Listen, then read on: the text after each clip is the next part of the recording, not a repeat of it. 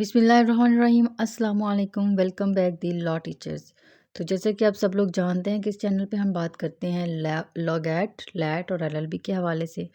तो जो लोग मेरे चैनल पर नए हैं और उन्होंने अभी तक मेरे चैनल को सब्सक्राइब नहीं किया तो वो जल्दी से मेरे चैनल को सब्सक्राइब कर ले और बेल नोटिफिकेशन को ऑन कर दें ताकि मैं जब भी कोई वीडियो डालूँ तो उन तक आसानी से पहुँच सके। तो जी आज हम बात करेंगे how to research case laws. Judgment कैसे ढूँढनी चाहिए? बहुत सारे लोगों को तो बहुत ईज़ी लगता है रिसर्च वाला काम और बहुत सारे लोगों को बहुत मुश्किल लगता है। आइए देखते हैं वो कौन से स्टेप्स हैं जिन्हें आप अप्लाई करेंगे तो आसानी से जो केस लॉज है ना उन्हें ढूँढ सकते हैं। चलें देखते हैं। डिस्क्लेमर इसके अंदर मैं कोई भी थ्योरेटिकल बात नहीं करूँगी कि प्राइमरी सोर्सेज़ कौन से होते हैं, सेकेंडरी सोर्सेज़ कौन से होते हैं। सिंपली मैं आपको प्रैक्टिकल स्टेप्स दे रही हूँ, ओके। स्टेप 1 है रीड। तो क्या रीड करोगे? देखिए, अगर आपने अभी अपनी जो पिटीशन है वो ड्राफ्ट नहीं की, येट टू ड्राफ्ट पिटीशन और डॉक्यूमेंट, तो ये जो रिसर्च है ना वो बिफोर ड्राफ्टिंग ये पिटीशन होगी। पिटीशन को ड्राफ्ट करने से पहले वाली जो रिसर्च होगी जिसमें आपने अपनी पिटीशन को तैयार करना है उससे उससे पहले आप एक रिसर्च वर्क करोगे ताकि आप अच्छी पिटीशन तैयार कर लो। और अगर पिटीशन ऑलरेडी ड्राफ्टेड है तो ऑब्वियसली आप अपनी पिटीशन को अच्छे से पढ़ोगे, उससे रिलेटेड जो डॉक्यूमेंट्स हैं उन्हें अच्छे से पढ़ोगे। और अगर आप अपीयर हो रहे हैं, रिप्रेजेंट कर रहे हैं डिफेंडेंट को किसी केस में, तो जो भी पिटीशन आई होगी, प्लेंट आई होगी, कोई एप्लीकेशन आई होगी या कोई भी अदर रेलिवेंट एप्लीकेशन और अदर रेलिवेंट डॉक्यूमेंट, तो आप उस डॉक्यूमेंट को, उस प्लेंट को, उस पिटीशन को अच्छे से सारा पढ़ेंगे और फिर आप उन सब के नोट्स बनाओगे। और जो आपने नोट्स बनाने हैं, द नोट्स उन पॉइंट्स के भी बनाने हैं दैट गोज़ अगेंस्ट यू। अब हमें ये तो पता होता है कि ये जो पॉइंट्स हैं ये हमारी फ़ेवर में जा रहे हैं और ये जो पॉइंट्स हैं ये हमारे अगेंस्ट जा रहे हैं। जो फ़ेवर में हमारे पॉइंट्स जा रहे हैं वो तो हमने लिखने ही लिखने हैं, लेकिन जो हमारे अगेंस्ट पॉइंट्स जा रहे हैं उन्हें भी हमने सेपरेटली नोट कर लेना है। बिकॉज़ मेन जो आपकी रिसर्च होती है वो इन्हीं पॉइंट्स पर ही होगी कि जो आपके पॉइंट्स अगेंस्ट जा रहे हैं, ठीक है? Now the law, read the bare act plus book plus commentary, जो भी आपको इजी लगता है। बेयर एक्ट पढ़ना तो बहुत ही ज़्यादा ज़रूरी है, प्लस अगर आपको बुक में से पढ़ना इजी लगता है तो आप बेयर एक्ट के साथ बुक को रख लीजिए। अगर आपको कमेंट्री में पढ़ना इजी लगता है तो आप कमेंट्री रख लीजिए, ठीक है। अब आप क्या करेंगे? बेयर एक्ट उठाएंगे, इसके इंडेक्स में से जाके देखेंगे कि कौन से सेक्शन हैं, कौन से पार्ट्स हैं जो आपके केस से रेलिवेंट हैं। जो सेक्शन और पार्ट्स आपके केस से रेलिवेंट हैं आप उन्हें रीड करेंगे। रीड करने के बाद फिर आप उन्हें नोट करेंगे। उन सेक्शंस को आप थोड़ा सा शॉर्ट में लिख लेंगे, ठीक है, कि ये सेक्शन क्या बात कर रहा है, इस सेक्शन में क्या डिस्कस हुआ है। आपने उन्हें बेयर एक्ट से एज इट कॉपी पेस्ट नहीं करना, आपने उस सेक्शन को अपने वर्ड्स में लिखना है अपनी आसानी के लिए, ठीक है। नेक्स्ट है G plan of action. Make it note of the things that you need to discuss about. अब आपको पता होना चाहिए कि कौन सी चीज़ें हैं जिनके बारे में आप सर्च करना चाहते हो। ऐसा नहीं कि कुछ भी रिसर्च करने के लिए आप बैठ जाओ, आप एक प्लान बनाएंगे। You need to make a plan for your research, ठीक है, कि मुझे ये चीज़ों के बारे में ढूंढना है और ये चीज़ें ऐसी हैं जो मेरी फेवर में जा रही हैं। तो ऑब्वियसली जिन चीज़ों के बारे में आपको ढूंढना है, आपको मज़ीद एक्सप्लेनेशन चाहिए है, तो आप उनके बारे में ढूंढेंगे। फॉर एग्ज़ाम्पल, अब आपके पास एक मैट्रिमोनियल डिस्प्यूट आ जाता है और आप यहाँ पे रिप्रेजेंट कर रहे हैं एक वाइफ को, ठीक है। जब आप वाइफ को रिप्रेजेंट कर रहे हैं, अब वो सूट फॉर मेंटेनेंस भी हो सकता है, suit for resolution of marriage भी हो सकता है, या कोई भी इस तरह की प्रोपोजिशन आपके पास आती है। तो सबसे पहले आप जो है वो देखेंगे जी ये जो सूट है, ये जो मैंने केस फ़ाइल करना है, ये किस प्रोविज़न में जाके मैंने फ़ाइल करना है। तो इसके लिए ऑब्वियसली आप फैमिली लॉज़ हैं जो उन पे जाओगे, आप देखोगे कि कौन-सा सेक्शन इसे डील कर रहा है। तो जब आप फैमिली लॉज़ पढ़ेंगे, वहाँ पे जाके देखेंगे अच्छा ये फ़लाँ सेक्शन डिसोल्यूशन ऑफ मैरिज को डील कर रहा है, ये मेंटेनेंस को डील कर रहा है और उसके बाद फिर you read commentary, read books. Ultimately, you will find case laws which are in your favor. ठीक है? So that is what you make notes, plan of action. अब ये है वो आप जो क्या ढूंढना चाहते हैं, आपका प्लान ऑफ एक्शन क्या है, इन सारे स्टेप्स के बाद जाके आपको ये आपका प्लान ऑफ एक्शन बन जाएगा। ठीक है? वेयर टू रिसर्च, ये बहुत ही बड़ा क्वेश्चन है कि कहाँ से रिसर्च करें। देखिए, अगर आप रिसर्च ऑनलाइन करना चाहते हैं तो जो फ्री सोर्सेज के अंदर आते हैं वो है PLJ law site, Pakistan law journal is primary law site in Pakistan that present dynamic data of PLJ law in modern style, that is very effective website. उसमें आप केस लॉ सर्च कर सकते हैं, उसमें आप साइटेशन से सर्च कर सकते हैं। लेकिन अगर आपको PLJ से जो केस लॉज़ हैं वो सर्च करना नहीं आते तो आप अपनी लाइब्रेरी में जाएँ, वहाँ से जाके आप उन्हें कहें कि मुझे इसे सर्च करना नहीं आता, तो वो आपको प्रॉपर समझा देंगे कि किस तरह केस लॉ ढूँढना है। और जितनी ज़्यादा आप रिसर्च करोगे आपके लिए यूज़फुल रहेगा। इसके बाद आपके पास कमेंट्रीज़ हैं, आप जिसमें से जो है वो रिसर्च कर सकते हैं। जिस भी टॉपिक के बारे में आपको रिसर्च करनी है वो आप कमेंट्रीज़ में भी जाके रिसर्च कर सकते हैं। और रिसर्च के दौरान हमसे कौन-कौन सी मिस्टेक्स होती हैं वो अब हम अगली स्लाइड्स में डिस्कस करते हैं। Mistakes that make your research flop, हम देखें कि वो कौन सी मिस्टेक्स हैं जो as an advocate, as a law student आप कमिट करते हो और रिसर्च करते हुए जो आपकी रिसर्च को फ्लॉप कर देती हैं। ठीक है?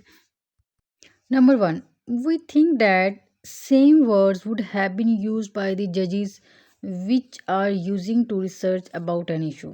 देखिए हम क्या करते हैं, हमने मार्क कर लिया कि ये हमारी प्रोपोजिशन है, मुझे इस चीज़ के बारे में रिसर्च करना है। ठीक है? और हम सोचते हैं कि इन्हीं वर्ड्स में जो पर्टिकुलर वर्ड्स हमने यूज़ किए हैं यही जज साहिबान ने भी यूज़ किए होंगे, जबकि ऐसा नहीं होता है। और अगर ऐसा होता भी है तो बहुत रेयर केसेस में ऐसा होता है कि as it is word use किए गए हों।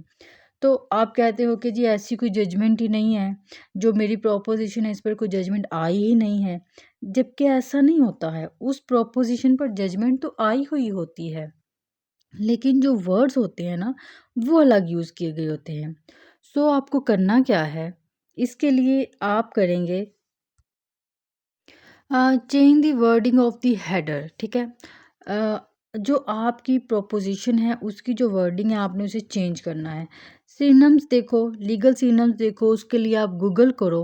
गूगल करके आप इस पे रिसर्च करो कि ये जो सिनोनिम मतलब जो वर्ड वहाँ पे यूज़ हुए हैं उनके सिनोनिम्स करने के बाद आपको रियलाइज़ हो जाएगा कि यहाँ पे जो वर्ड यूज़ हुए हैं उनका मीनिंग ये है। और अगर आप ये ऑनलाइन रिसर्च कंडक्ट कर रहे हैं तभी ये एप्लीकेबल है। ठीक है? ऑनलाइन रिसर्च करते हुए मोस्टली जो लॉयर्स हैं आजकल वो ऑनलाइन रिसर्च में उनकी जो ऑनलाइन रिसर्च है वो फेल क्यों होती है? क्योंकि वर्ड्स चेंज नहीं करते हैं। ठीक है? We want to direct judgments of the Supreme Court and ignore the judgments of High Court. अच्छी बात है, सुप्रीम कोर्ट की जजमेंट्स को पढ़ें, ये मैं ये नहीं कहती कि सुप्रीम कोर्ट की जो जजमेंट्स हैं आप उन्हें नहीं पढ़ें। लेकिन जब आप कोई भी रिसर्च वर्क कर रहे होते हो, आप अपनी प्रोपोज़िशन के रेलेवेंट आपको जब कोई भी फर्स्ट जजमेंट मिल जाए, तो आप वो वाली जजमेंट को पढ़ो, अच्छे से पढ़ो और देखो इसमें क्या वर्डिंग इस्तेमाल हुई है। और अगर आपको जो आपकी प्रोपोज़िशन है उसके रिलेटेड आपको हाई कोर्ट की भी कोई जजमेंट मिलती है तो it's okay, because high court की जो जजमेंट है उसमें सबसे ज़्यादा सुप्रीम कोर्ट की जजमेंट्स को कोट किया हुआ होता है। ठीक है? और see which particular words have been used for the propositions that you are searching for.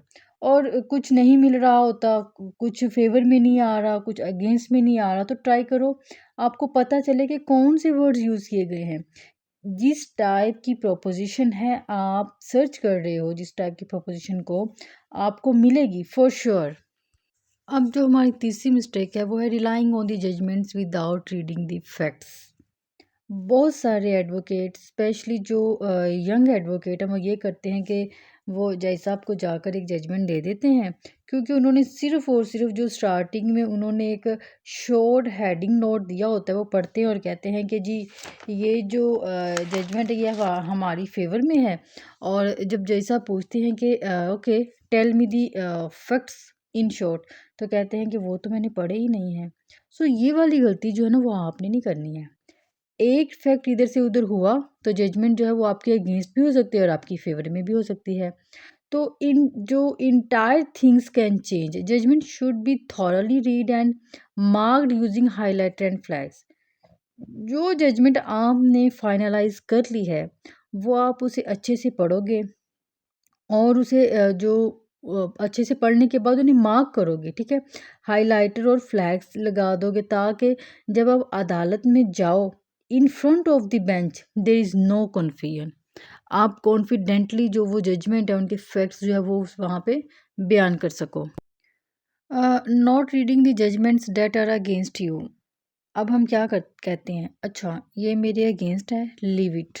No, make a note of those judgments that goes against you and if you have time read them in. उन्हें deeply जाके पढ़ो, जो आपके against judgements हैं आप उन्हें deeply पढ़ो, आप उनके नोट्स बनाओ, जो उनके मेजर पॉइंट्स हैं उन्हें आप नोट करो, ताकि आपको पता चले कि आपको कहाँ कहाँ से ओपोनेंट वकील जो है वो हिट कर सकता है।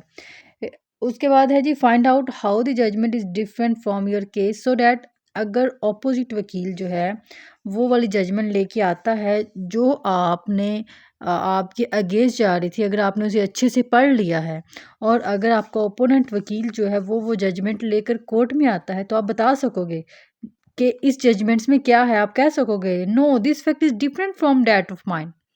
मतलब अगर आपने वो जजमेंट अच्छे से पढ़ी होगी तो आपको पता होगा ये फैक्ट्स हमारे केस में हिट कर रहे हैं या नहीं कर रहे हैं। लेकिन अगर आपने उसे छोड़ दिया होगा, नहीं पढ़ा होगा, तो जो जो ओपोनेंट वकील है वो आप पे बआसानी अटैक कर सकता है।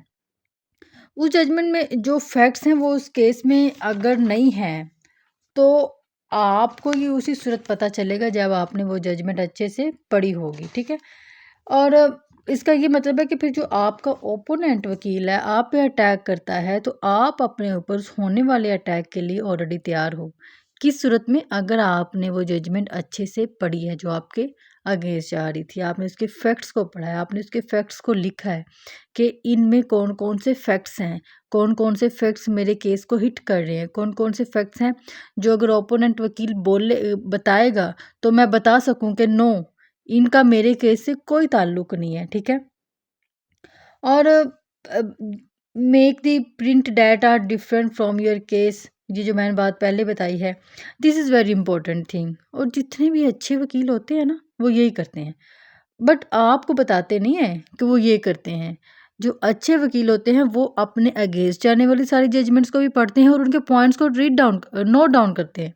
और फेवर वाली तो पढ़नी ही पढ़नी है, लेकिन जो अगेंस्ट जा रही होती है उन्हें भी पढ़ते हैं। ये अच्छे वकीलों की एक निशानी होती है, उनकी जो केसेस वो विन करते हैं, उनका जो अच्छा एक्सपीरियंस होता है उसके पीछे की रीज़न होती है कि वो सारी जजमेंट्स को अच्छे से पढ़ते हैं, उनके नोट्स बना लेते हैं, ठीक है? Just reading landmark judgments, which can find easily in the commentaries and books. बहुत से लोग ये करते हैं कि वो जो टेक्स्ट में दी गई होती हैं जजमेंट्स सिर्फ इन्हें पढ़ते हैं, क्योंकि उन्हें कोई रिसर्च वर्क नहीं करना पड़ता। तो वो वही जजमेंट्स लेकर कोर्ट में पहुंच जाते हैं, लेकिन आपने ऐसा नहीं करना। आपने ट्रेस करनी है, क्या ट्रेस करनी है? हिस्ट्री ट्रेस करनी है आपने। Try to trace the history of the issue in term of judgments. Major जितने भी जजमेंट्स हैं वो आपको पता होनी चाहिए। अगर कोई जजमेंट कोई जो आपका ओपोनेंट कौंसल जो है वो आपको अटैक करे, तो ये नहीं है कि ये जजमेंट जो है आपने पढ़ी ना हुई हो, बल्कि आप वहाँ पे कह सको कि this has been overruled. अब रिसेंट जजमेंट आ चुकी है तभी ये सारा कुछ तब मुमकिन है जब आप सुप्रीम कोर्ट और हाई कोर्ट के जो रिसेंट लॉ है उनसे वेल नोन होंगे। ठीक है, अब नेक्स्ट है हमारी mistake number 6, keeping on reading the judgments without making notes and then trying to find the judgments that was close to the propositions but you are not able to find। अब क्या होता है, हम research करते रहते हैं, flow में चलते रहते हैं, ठीक है, लेकिन इवेंचुअली हम रियलाइज़ करते हैं कि अरे यार ये वो वाली जजमेंट थी, मेरे ख्याल से वो इस केस में बहुत अच्छी चलती, जो आप पीछे पढ़ रहे हो, लेकिन वो जजमेंट अब आपको मिल नहीं रही। उसका उसका रीज़न क्या है? क्योंकि आपने उसके नोट्स नहीं बनाए थे, आपने बस उसे एक फ्लो में पढ़ते गए हैं, लेकिन आपने इवेंचुअली इतना सारा पढ़ लिया कि 1-2 घंटे जो टाइम फ्रेम है वो आपने पढ़ा तो है, लेकिन जो आपने वो लिखा कुछ नहीं है। तो आपने क्या करना है, मेकिंग नोट्स। क्या नोट करना है आपने? Name of the judgment, citation, write down in short what has been said in the judgment. आपने कॉपी पेस्ट नहीं करना, बल्कि अपने वर्ड्स में इन्हें लिखना है कि ये फैक्ट्स हैं इस जजमेंट में, और उन फैक्ट्स को आपने अपने वर्ड्स में लिखना है, ताकि आपको उसे जब आप एक दफ़ा खोलें तो आपको समझ आ जाए, जी ये मैंने लिखा था, इस जजमेंट में ये बात है। ठीक है, आपने उसे कॉपी पेस्ट नहीं करना। अगर आप उन्हें अपने वर्ड्स में लिखोगे तो वो आपके लिए बहुत ज़्यादा हेल्पफुल रहेगा। देखिए, आपको आइडिया होना चाहिए, should be clear what you want to achieve through research. आपका जो प्लान ऑफ एक्शन है वो बहुत ही क्लियर होना चाहिए। What you want to prove in the case, how can you win the case. ये जो दो फैक्ट्स हैं, ये आपको, ये जो दो क्वेश्चन हैं, ये आपको हेल्प करेंगे आपका प्लान ऑफ एक्शन बनाने के लिए। ठीक है, अब for speed, read the issues and then read the last paragraphs of the judgments. If you find it useful, read the entire judgment plus practice. ठीक है, देखिए ये सवाल अहम है कि हमारी स्पीड कैसे बनेगी जजमेंट पढ़ने की। तो इसका जवाब है कि प्रैक्टिस।